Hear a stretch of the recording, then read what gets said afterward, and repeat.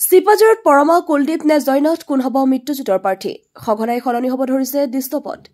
আগন্তুক ৰাজ্যৰ বিধানসভা নিৰ্বাচনলৈ মাজত মাথো আৰু ৩টা মাহ যাৰ বাবে চিপাঝাৰ সমষ্টিত শাসকীয় বিজেপি মৃত্যুজোঁটত প্ৰাৰ্থিত্ব প্ৰত্যাশীৰ তৎপৰতা ক্ৰমে জোৰদাৰ হৈ উঠিছে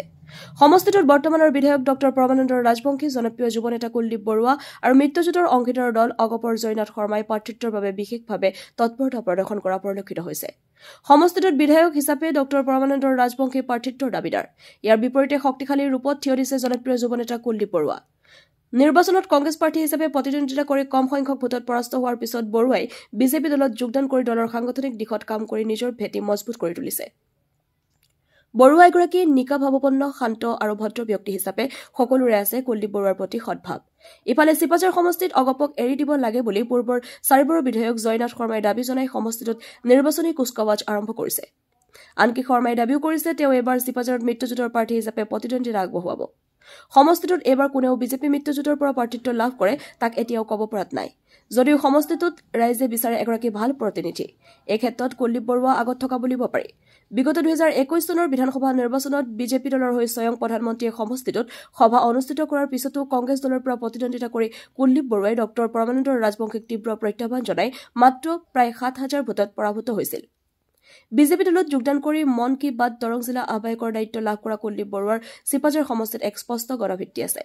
শেহতীয়াভাৱে বিজেপি দলৰ ৰাজ্যিক কাৰ্যনিৰ্বাহকৰ দায়িত্ব লাভ কৰা কুলদীপ বৰুৱা বিজেপি দলৰ ৰাজ্যিক সভাপতি দিলীপ শইকীয়াৰ অতি ঘনিষ্ঠ হিচাপে পৰিচিত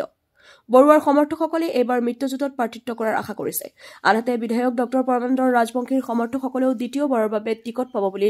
আশাবাদী হৈ থকাৰ বিপৰীতে সমষ্টিটোত তেওঁ মৃত্যুজোঁটৰ অংশীদাৰ দল অগপক এৰি আসনখন এৰি দিব আৰু দলটোৰ নেতা ডক্টৰ জয়নাথ শৰ্মাই প্ৰতিদ্বন্দ্বিতা কৰিব বুলি আশা পালিছে নিউজ ডেস্ক AIN লাইভ সৰু অধিক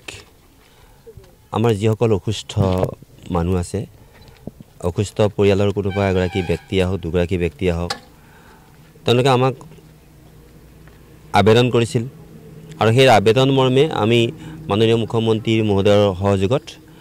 তেওঁলোকক যি ধৰণে চেক প্ৰদানৰ যিটো অনুষ্ঠান সেই অনুষ্ঠানটো আজি আমি সম্পন্ন কৰিছোঁ আৰু আপোনালোকৰ বাবে ভাল খবৰ এয়ে যে আমি আমাৰ যিসকলক আমি এই ধৰণে সহায় সহযোগ কৰিছোঁ এইবিলাক দুখীয়া দৰিদ্ৰ বা অন্যান্য সকলোৰে কাৰণে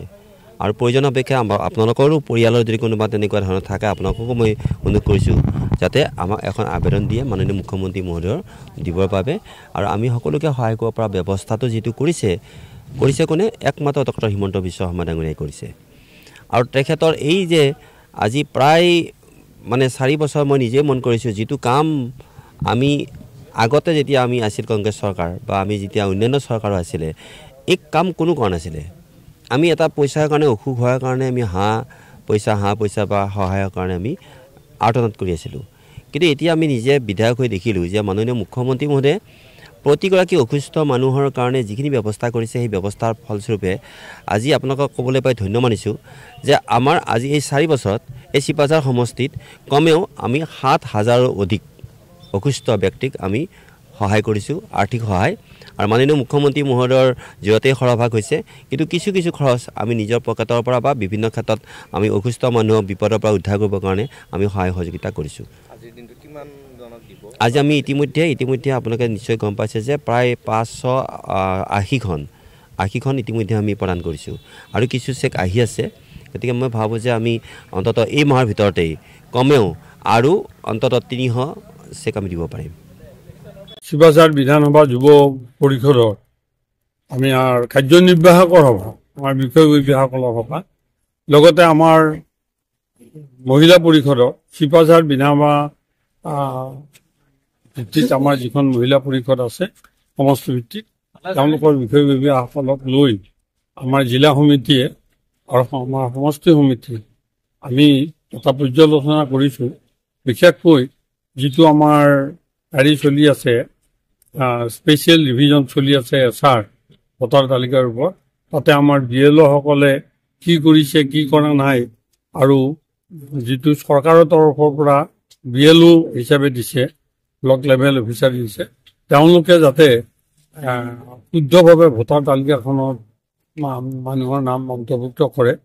বা কোনোবা যদি যোগ্যতা নথকা লোক ভোটাৰ তালিকাত যাতে সোমাব নোৱাৰে এই সম্পৰ্কত তেওঁলোকে ব্যৱস্থা লৈছে নে নাই সেই বিষয়ে আমি আমাৰ কাৰ্যকৰ্তাসকলৰ লগত বহি এখন আমি সাংগঠনিক ভিতৰুৱা আমাৰ দলৰ ভিতৰত বিষয়বোৰ আমি আলোচনা কৰিছোঁ। আপোনালোকে বেছিকৈ জানিব, আপোনালোকে ফিল্ডত ঘূৰি ফুৰিছে। অসম গণ পৰিষদৰ দলৰ আজি প্ৰত্যেকখন গাঁৱত আমি গাঁও সভা কৰিছোঁ। প্ৰত্যেকটো ভোট কেন্দ্ৰৰ বিপৰীতে আমাৰ BLA আমি নিযুক্তি দিছোঁ। আমি মহিলা পৰিষদে কৰিছোঁ। আজি কিছুদিন আগত আপোনালোকে আমাৰ এখন সাধাৰণ সভা হৈ গৈছে, তাত দেখিছে প্ৰায় 200-300 মহিলা তাত উপস্থিত আছে। যুৱ পৰিষদ আমি কৰিছোঁ। আৰু সাংগঠনিক যিটো নিৰ্বাচনৰ কাৰণে যি ধৰণে প্ৰস্তুত হ'ব লাগে আমি সেই ধৰণে সম্পূৰ্ণভাৱে 100% আমি সাজু হৈছোঁ। দেখিছে যে ইয়াত উন্নয়নৰ বাহিৰে